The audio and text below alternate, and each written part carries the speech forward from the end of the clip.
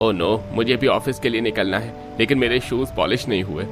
बिरजू, जरा मेरे जूते साफ कर दो। जी अनिकेत भैया, अभी करता हूँ।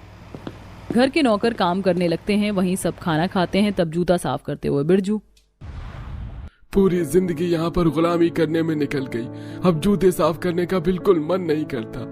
धनिया, तुमने देखा ये जो घर में नई बहू आई है, नौकरानी जैसी लगती है, लगी नहीं रहा कि इस घर की बहू है।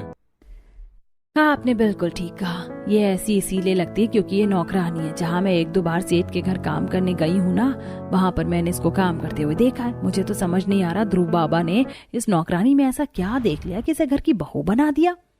अब जो भी हो, अगर नौकरानी है तो हम इससे वो करवाएंगे जो इसने सोचा भी नहीं होगा।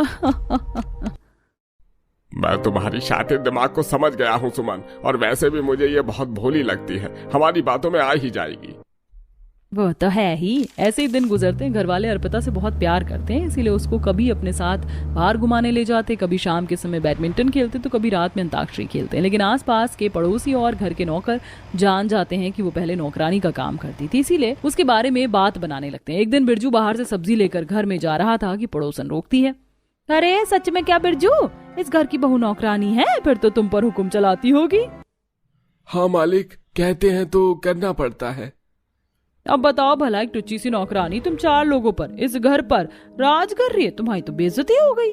बिरजू को गुस्सा आता है और वो घर में चला जाता है। तभी अर्पिता, अरे बिरजू भैया, माँ जी ने बोला है आप उनके पैर दबा दीजिए, और धनिया आप गार्डन में पानी डाल दीजिए, और भीमा काका, सुमन काकी, आप दोनों शाम के खाने की तैयारी कर लीजिए। आता हूँ मेम साहब, आप जाइए। क्या हुआ बिरजू, तुम इतने गुस्से में क्यों हो?